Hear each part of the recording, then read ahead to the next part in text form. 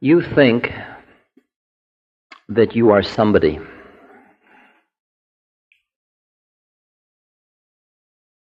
And if I asked you who you are, unless you are just having read some books like Ramana Maharshi and giving an intellectual answer, mainly who you are will come out to be a social, psychological, physical entity.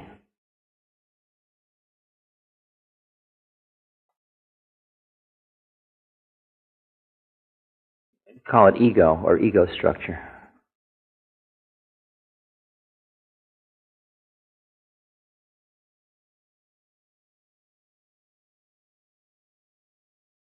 Now, just like a topological map, there might be a little something and then stuff like rock formations. There was a little erosion or a little eruption, and then the sands of time build over it and build over it and build over it, and you get the thing accentuated more and more and more.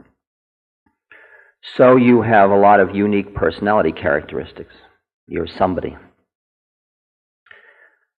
And you can clean up a lot of the superficial stuff, the symptoms, the manifestations, but the question is, what is the core of the illusion of separateness?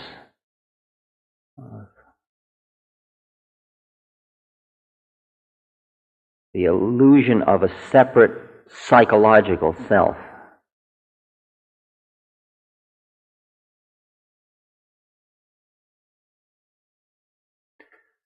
Now, the core of it, psychologists would treat as existing within this lifetime, saying you start out in the womb and you come forth from the womb, and then either through the trauma of the womb or through early psychological training, you start to develop a separate self.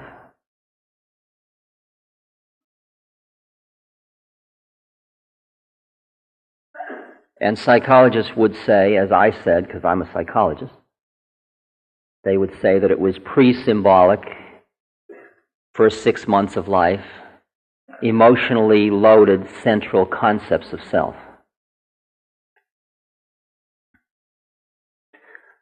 But the mystic spiritual tradition treats you as a continuing entity across birth and sees that what you start with as a fertilized egg is not a blank slate on which an ego is written, but a very definite set of factors, predisposing factors, a very unique map already developed that is going to start to manifest as time goes on. And that is the result of previous births, and where does that go back to? It's the question of how did separateness begin?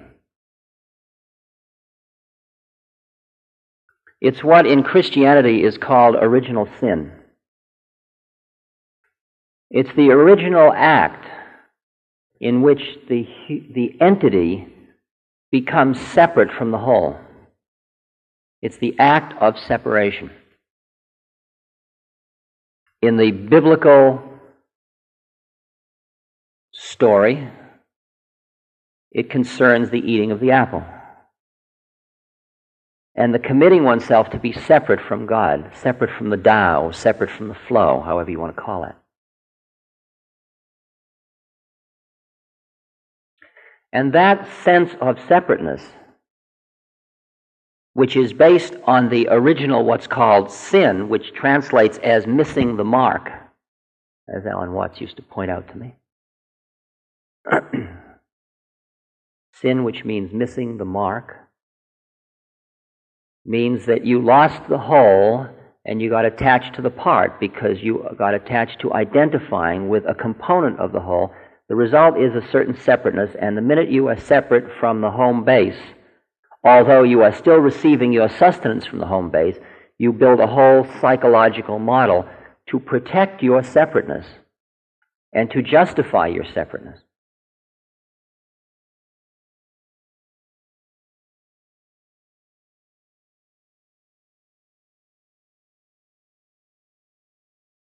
So that the first thing that is at the root of the illusion of a separate self is a sense of separateness from the whole. of breaking off from the whole, which is the result of original sin. Not sin, bad and good, but sin, choice to go against the flow of it all. You are all the descendants, not only descendants in the sense of father, father, father, mother, mother, mother, but descendants in the sense of incarnations of that which made the original sin. That's who you are. Otherwise, you wouldn't be on this earth. If you didn't have this separateness, you wouldn't have manifest as a separate entity.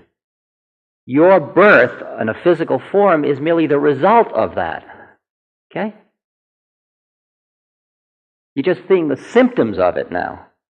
That's what you're dealing with here. And the process of going home, the process of becoming free or enlightened or liberated, means free or enlightened or liberated from all molds, from all models, including a sense of a separate self. So that you become, your consciousness, your identity becomes one with identity. That is, the Jivatman becomes one with the Atman, the small self becomes one with the large self, the separate mind merges into the Buddha mind, however you want to say that. And then there is this one mind and all these little manifestations. And at that level of reality, there's only one of us in this hall just caught in the illusion of our separatenesses. But we are only one of us. And if I go deep enough into me and you go deep enough into you, it turns out there's only one of us talking to itself. You hear what I'm saying? Okay. That's the process of going home.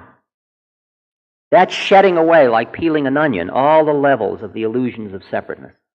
Peeling away level by level by level. Okay, now you hear that as Genesis. Now here we are. We are human beings. We are attempting to go to God. Part of going to God, of going into God, means letting go of the stuff that keeps you from going to God. And the major stuff that keeps you from going to God is the model you have of who you are. That's the main thing, because that's feeding your sense of separateness. So, what your job now becomes is developing the discriminative wisdom, the sort of discrimination, to see that which is in you, which will liberate you, and that which is in you, which is keeping you from being liberated, and everything that is in you that is keeping you from being liberated, you give up.